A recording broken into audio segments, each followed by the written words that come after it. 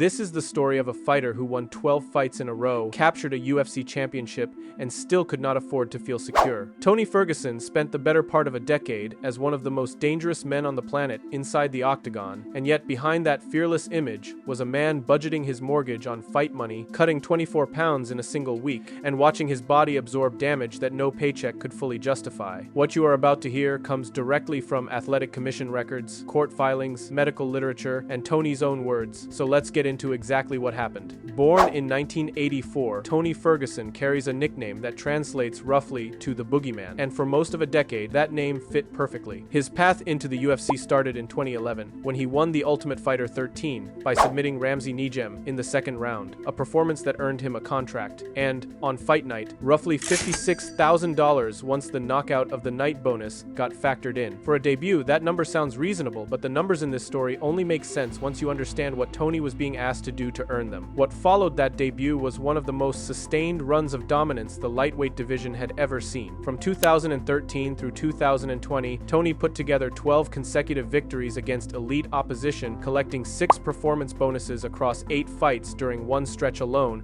and cementing himself as the defining figure of a weight class that featured some of the best fighters alive. And on October 7, 2017, at UFC 216, all of it came together when Tony finished Kevin Lee in the third round to claim the interim UFC lightweight championship. His disclosed pay for that night was $250,000 to show up and another $250,000 for the win, totaling $500,000, which represented the peak of everything he had built. That number matters, and so does everything that surrounded it. Before the money and the injuries make full sense, weight cutting needs to be understood, because this practice shaped Tony's physical reality in ways that never showed up on a highlight reel. Fighters in MMA compete in weight classes, and to hit those limits, they routinely shed enormous amounts of water weight in the days leading up to a fight. Not a few pounds here and there, but dramatic, medically questionable dehydration carried out deliberately and under pressure. Leading into UFC 249 inches, May 2020, Tony Ferguson shed approximately 24 pounds in a single week to make the lightweight limit, and that number deserves a moment of consideration before moving on. Combat sports medicine research identifies the weigh-in window as the period of highest risk for cardiovascular collapse, because that is precisely when a fighter's body has been stripped of fluid, nutrition, and reserve capacity. The tragic ceiling of this reality appeared in the case of Yang Jianbing, a fighter competing for one championship who died of cardiopulmonary failure after severe dehydration, with initial suspicions centering on heat stroke during his weight cut, a death that pushed California's Athletic Commission to host summits on weight-cutting policy without producing any binding federal regulation. A published medical case report documented a fighter who collapsed at a weigh-in after cutting weight in a rubber suit, and when medical staff arrived, he refused further hospital care because he carried no health insurance, a detail worth remembering because it connects directly to the structure Tony Ferguson operated inside. Sports cardiologists have noted that extreme dehydration causes the heart to underfill to a dangerous degree. Walking through the documented medical events of Tony Ferguson's career requires starting in April of 2018, when he was scheduled to fight Khabib Nurmagomedov at UFC 223 inches, what had become one of the most anticipated matchups the lightweight division had ever produced. The two had been booked before, Khabib had pulled out, and now the fight was back on, until the day before the event, when Tony tripped on a cable during a media workout on the UFC's Fox studio lot and tore the lateral collateral ligament in his knee. He announced the injury on Instagram, describing the situation as a nightmare while reaching for a silver lining, and Khabib ended up fighting Max Holloway instead. What that injury took from Tony was not just a single fight, but the most important fight of his career at the moment when he was most equipped to win it, a title unification bout that would have defined his legacy, handed instead to someone else because of a cable on a studio floor. 2 years later at UFC 249, the damage took a different form. Tony came in as the heavier favorite against Justin Gaethje, having just cut 24 pounds in 7 days, and he fought 5 full rounds before losing by TKO, after which medical reports confirmed a broken orbital bone. Transportation to a medical facility followed. Scans came back negative for brain bleeds or acute neurological injury, and he was released, but he went home with a broken face and months of recovery ahead, alongside a $500,000 show fee and a $50,000 fight of the night bonus that could not undo any of it. UFC 274 inches, May of 2022, brought a front kick from Michael Chandler that rendered Tony unconscious in round 2, followed by a hospital visit where CT scans showed no obvious abnormality before he was released the same night. Losses to Joaquim Silva, Nate Diaz, and others followed across 2022, and in interviews from that period, Tony described his legs as so damaged that getting out of bed caused pain. With months of rehabilitation hesitation after the Gaethje fight still affecting his performance years later. His final UFC bout came on August 3, 2024, a first-round submission loss to Michael Chiesa, after which Tony announced his departure from the organization, and by December of 2024, he had signed with Gamebred FC. A UFC career spanning 2011 to 2024 had reached its end, $500,000 at UFC 216 inches, 2017, and another $500,000 as a show fee at UFC 249 inches. 2020 represent the high water marks of Tony's earnings. On the 5, and on their own they sound like serious money, but context collapses that impression quickly. At UFC 181 inches December of 2014, Tony's disclosed pay for defeating Abel Trujillo was $24,000 to show, and another $24,000 for the win, totaling $48,000. Go back further to the TUF 13 finale in June of 2011, and the structure was $8,000 to show, $8,000 for the win, and a $40,000 bonus that represented the best possible outcome for a debut performance. The UFC 209 situation revealed something more personal about what these numbers meant to Tony's life. Contracted to fight Khabib Nurmagomedov in March of 2017 with a guaranteed $250,000 show fee, Tony had organized his finances around that payment, covering his mortgage, a home gym remodeling project, and child support, with the expectation that the check was coming. When Khabib withdrew and the event was canceled, Tony went on the MMA Hour and reported that the UFC attempted to pay him less than half of his contracted amount, and his words on that broadcast conveyed something beyond professional frustration. He had done everything asked of him, trained, prepared, arranged his life around this fight, and the money did not arrive as promised. His question on record, asking what his worth was to the UFC, was not rhetorical. By 2022, estimates of Tony's total UFC career earnings sat at approximately $3,050,000 across more than a decade of competition, with Sporting News noting his highest single-night purse reached $530,000 on 2 separate occasions. $3 million across 13 years of elite-level professional fighting, before management fees, training costs, coaching, nutrition, travel, and camp expenses are subtracted, represents a financial reality that looks very different from the headline number. Court documentation and industry estimates place the UFC's fighter pay at approximately 20% of total revenue, and that number acquires its weight through comparison. Unionized professional sports leagues, like the NFL and the NBA, deliver roughly 50% of league revenues to their athletes through collective bargaining agreements. UFC fighters are classified as independent contractors rather than employees, which eliminates guaranteed health insurance beyond fight-specific coverage, any form of pension, collective bargaining rights, and union representation entirely. Accident insurance, covering training injuries, and 24-hour life and dental coverage came into existence under the previous UFC ownership structure in 2011, but routine health insurance has never been part of the package, a fact stated plainly in a 2010 ESPN report. Fighters carry their own medical costs for illnesses, non-fight injuries, and post-career care, which brings the collapsed weigh-in fighter who refused hospital treatment back into focus because his situation was not exceptional, it was structural. When Tony Ferguson sustained injuries between fights or required ongoing care, that financial burden landed on him. In 2021, Tony lobbied publicly for raising fight night performance bonuses from $50,000 to $75,000. The bonus pool was increased as a result, and Tony did not earn one that night. Dana White's stated position has remained consistent across the years, holding that fighters receive what they are supposed to receive and that the model rewards those who produce, while critics have pointed out that this framing places all risk on athletes who have no union, no guaranteed income, and no post-career medical support once their contract expires. The Venom apparel deal that replaced the Reebok partnership pays fighters between $2,500 and $40,000 per fight based on tier, with no performance component, and PPV revenue sharing for non-champions has not been part of the disclosed structure. Multiple attempts to change how fighters are compensated and protected have run into the same structural walls, though the antitrust case known as Liv versus Zuffa produced the most concrete result. That lawsuit accused the UFC of operating as a monopsony, controlling the market for elite MMA fighters in a way that kept their earnings artificially suppressed, and it covered the period from 2010 to 2017. A $375 million settlement received approval in 2023, with approximately $251 million allocated to fighters in installments, scaled by fights, competed and compensation received during the covered period, placing Tony Ferguson among those eligible based on his activity during those years. A follow-up case, Johnson vs. Zuffa, extends the claim through 2017 to the present and remains ongoing. Congressman Markwayne Mullin, who competed in the UFC before entering politics, introduced legislation in both 2016 and 2017 that would have extended the protections of boxing's Muhammad Ali Boxing Reform Act to MMA, covering contracts, rankings, and fighter rights in a framework that boxing had developed over decades. Both bills died in committee without becoming law, and no federal legislation protecting MMA fighters' economic rights has passed since. Dana White has stated publicly that a fighters' union will not exist while he runs the organization. The Mixed Martial Arts Athletes Association formed around 2013 before fading, and the MMA Fighters Association, which came together around 2021, continues advocacy work without having secured collective bargaining rights, leaving UFC fighters classified as independent contractors without union representation as of 2026. Tony Ferguson's story is not really about one fighter. It is about what a system produces when it is pushed to its limits by someone operating at the top of it. 12 consecutive wins, a championship, 6 performance bonuses across 8 fights during one stretch, and a career that stretched from 2011 to 2024 across the highest level of the sport. All of it accomplished while cutting dangerous amounts of weight, absorbing documented physical trauma,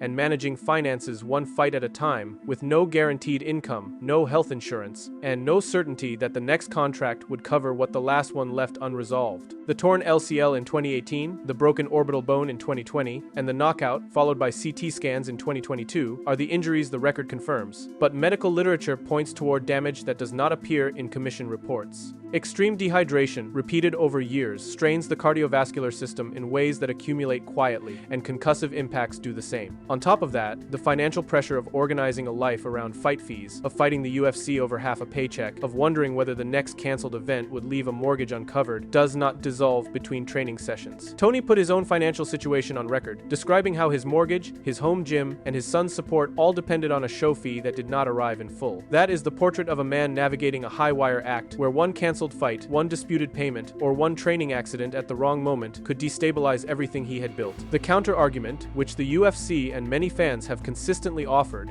is that fighters understand what they are signing up for when they enter the cage. What Tony Ferguson's career demonstrates is that understanding the risk and being protected from it are two entirely different things, and the UFC's structure has historically delivered the former while withholding the latter. 12 consecutive wins, a UFC championship, career earnings of over $3 million.